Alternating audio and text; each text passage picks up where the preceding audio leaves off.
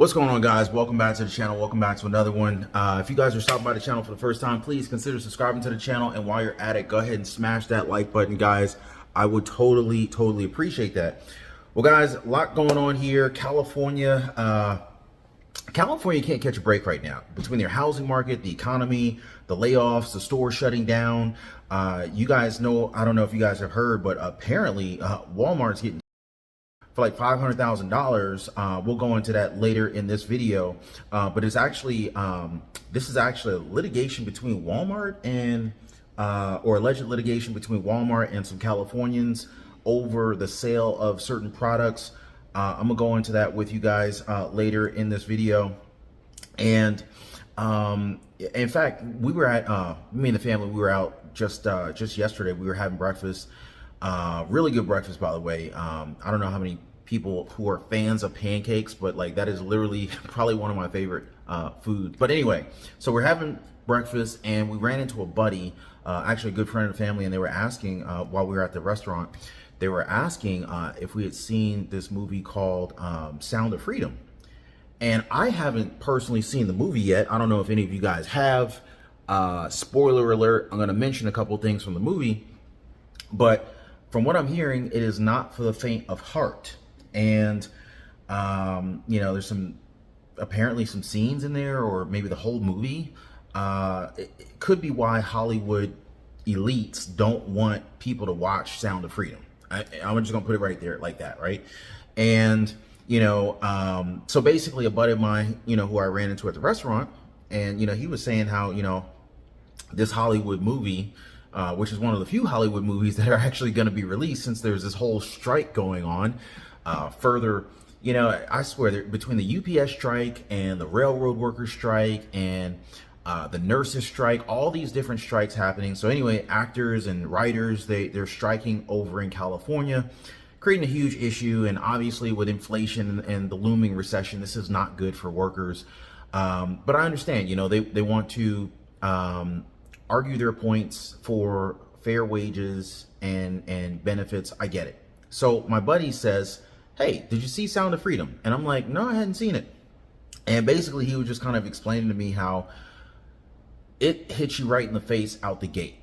And if you haven't watched Sound of Freedom, just go ahead and, you know, skip through maybe about 45 seconds forward into this video. But if you I'm not gonna reveal anything that's like critical, because I didn't even see the movie myself. But basically he was saying, like, at the beginning of the movie, you know, there's his father, he's dressed wearing a suit, and you know, he's got his kids with him, maybe a son and a daughter. And apparently at some point in the movie, they're approached by someone who I guess represents someone in Hollywood, and they say, hey, you know, you guys would be a good fit, talking about the kids to the father. Your kids would be a good fit for, you know, some role or some opportunity in Hollywood where they could be, you know, maybe play a role in a movie or be in a commercial or something like that. I don't know. I didn't see the movie. And, you know, that kind of resonated with me, because when I was a kid, I wanted to be on commercials and, you know, make some money doing that. I thought that would be cool. And so anyway, the father ends up bringing the kids to this studio in Hollywood. And I guess it's the producer or director, I don't know. They said, okay, great. I'm glad you guys came. Come back at 7 p.m. So the father thinks to himself, why do I need to leave and come back to get my kids at 7 p.m.? And as a parent, there's no way in hell I would have done that. I would never have left my kid there in some random, again, I didn't see the movie, but it just sounds shady just hearing this from my friend. And evidently, when he came back to the studio to pick up his kids at 7 p.m., no one was there. That made me say, I got to see this movie, but at the same time, I got to be in the right mindset to deal with that kind of thing. Because that's, as a parent, you know, that's really wild. And, you know, and there's some stuff going on, you know.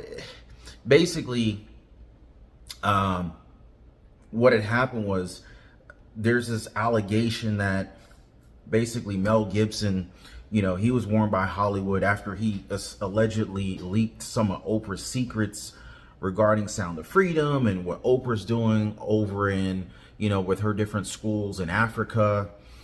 Oprah Winfrey is a slave trader. Why do you think she has that school in South Africa? Why does she hang out with who she hangs out with? And, her relationship with Harvey Weinstein, it's just a whole big mess going on.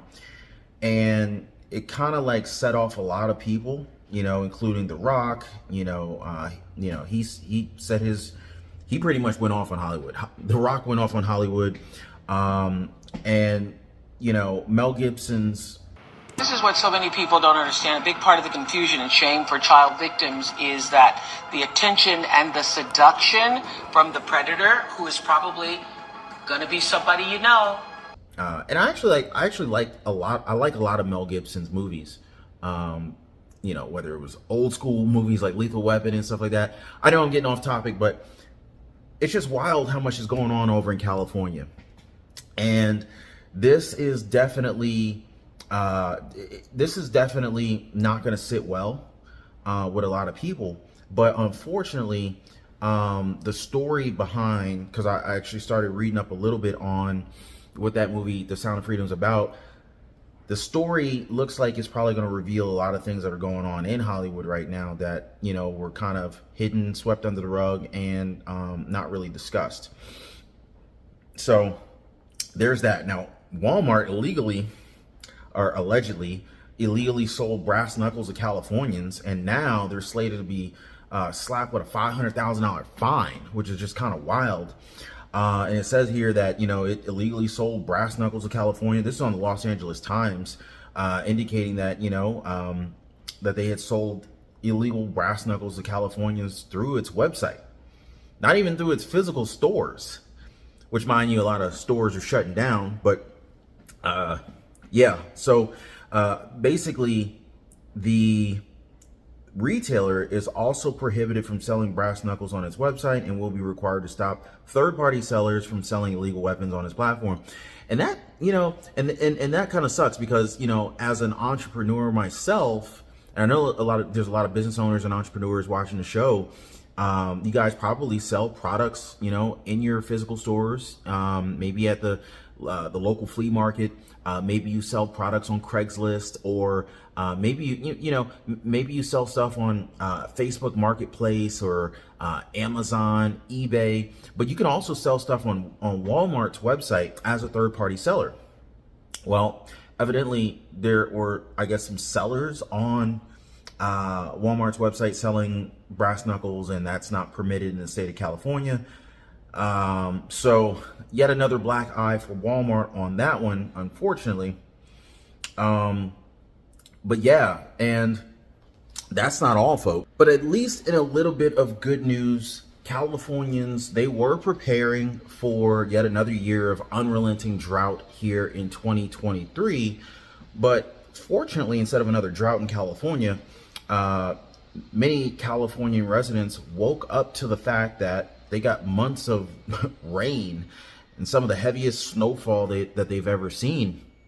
And so, if you guys have been following the channel, we were talking about, the California droughts and, how the whole current administration, the Biden administration's push to go green was putting so much stress on the power grid, especially with the record high temperatures. More and more demand was placed on the power grid, and it's kind of like, okay, if we need to be selling our stoves, if we need to get rid of our gas powered stoves and our gas water heaters and whatnot, and we're moving over to this electric grid, how is this grid going to handle all this new demand? And it's already showing signs of being shaky, and there's been brownouts, blackouts, controlled blackouts and whatnot with the whole power grid situation. And then, of course, you got hydroelectric power, which is a pretty significant source of energy and power over in California. If you have a drought and water levels get too low, then there goes your power for a significant number of states, many of which derive their energy and power or water from the state of California. So actually, finally, some good news for Californians that they woke up to, higher water levels than they had seen recently. But also, for those of you guys in the housing market, We've been talking about how, the mortgage interest rates are so much higher now. Property taxes are so much higher. HOA fees continue to go north. California is actually one of the states where there's actually declines in home property prices. And so you actually may be able to find some deals on real estate. If you're looking to buy a house, if you're looking to stop renting, you may actually look in some of these areas. So one of these areas in California where they're actually seeing some reductions in their home values is Castro Valley. I don't know if you guys are familiar with Castro Valley. Their year over year price change for their homes is down 10%. Now, the median sales price over in Castro Valley is $1.1 million. Now, you might be thinking to yourself, well, Ron, I'm not in the ballpark for that price point of home, and I don't blame you. That's pretty freaking expensive. But 10% off of a $1.1 million house is like $110,000 off. So it's a pretty significant savings. But if you look at Lake Tahoe, I don't think Lake Tahoe is California, but anyway, Lake Tahoe, their median price is $742,000 for homes in the Lake Tahoe area, but their year over year home price has actually gone down 10%. So if you happen to be in that ballpark, that's like half the price of the previous city. You would actually be saving about $75,000 on the price of the home. And of course, interest rates are much higher today than they were, say, 18 months ago. Thanks again, Fed Chair Jerome Powell, right? But interest rates never stay the same. They fluctuate. And so the good news about the interest rates is that, they might be high now, but I like to buy when I'm ready. I'm not going to wait until interest rates are perfect, because if we wait till interest rates drop down to where they were, well, what do you think is going to happen? Prices are going to go back up to hit new highs. And this is exactly what happened recently, where interest rates went down, prices ran up so fast. I mean, we hit historic highs. But the thing is a lot of people are expecting this housing market crash, which I don't know if you're going to see it, because if you look historically, if you look at the Federal Reserve Economic Data Report, they call it like the FRED, F-R-E-D. If you look at the last 100 years, you've only had one or two significant pullbacks in real estate prices. And I don't care if you're in Florida, California, New York, Texas, Georgia, South Carolina, Alabama. There are like most states across the board, because this was a national report, they have never had any real significant real estate valuation pullbacks aside from 2 times in the last 100 years. And so, if you're waiting for that perfect time, just know that everyone else is waiting for that perfect time too. So it's just not going to happen, in my opinion. So I think that, if I'm financially prepared to make an investment in real estate, whether it's an investment property or an investment in my own personal single family residence for me and my family, I'm going to go ahead and make the purchase if I can afford it with today's current interest rates. And if I can't afford it with today's interest rates, you always have the ability to make extra payments and try to pay that house off faster. You can also make a larger down payment. And in addition to that, if real estate or if interest rates end up going down for mortgages in the future, then you could refinance. But the thing would be is you'd have to commit now, because if you wait till interest rates go down in the future, prices will also go up too. So you want to be able to lock in today's prices and then refinance at the future lower interest rate for mortgages if you think that's going to work out for you. Now, Willits, California, median home prices, $338,000, believe it or not, and they're actually down 10%. So, that is a good potential opportunity to take advantage of some of the pullbacks in the real estate market.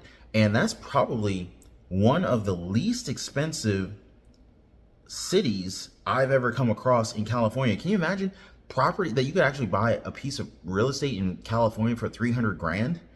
So Willits is a city in Mendocino County, California, believe it or not, and their real estate values are down by 10%.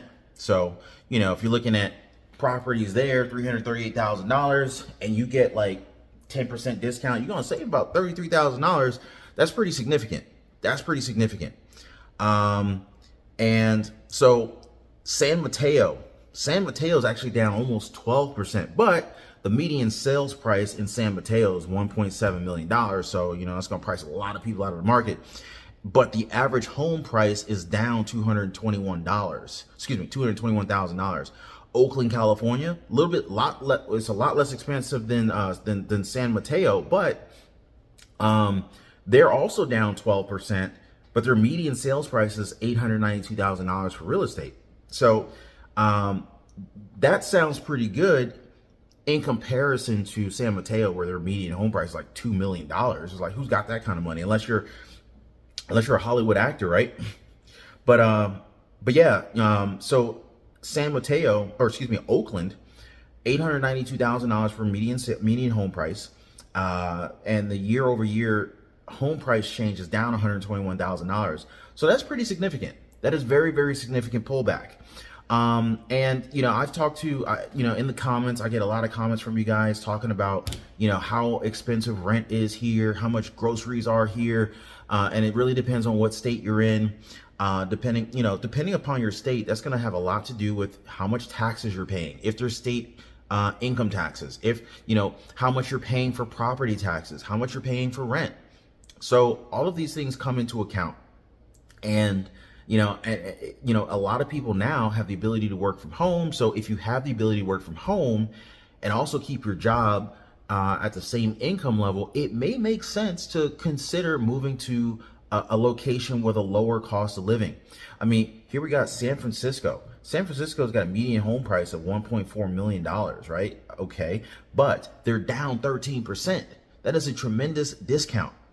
And again, these are the median sale prices, right? This doesn't mean that every house in San Francisco is going to be $1.4 million. Some are going to be significantly less expensive. Some are going to be significantly more expensive. So just know that. East Palo Alto, their median home sales price is $976,000, but they're down almost 14%. So that is another significant discount there. That's like you probably save $150,000 on a house. And when the market rebounds, which it will, because what's happening with the US dollar is that the dollar keeps going down in value. So what happens generally when that happens is that assets like real estate, like the stock market, like gold, like any other asset that holds real value, they will typically go up. Now, if you guys made it this far in the video, please consider dropping a quick like for the video. Also subscribe to the channel, and I look forward to seeing you guys on the next one.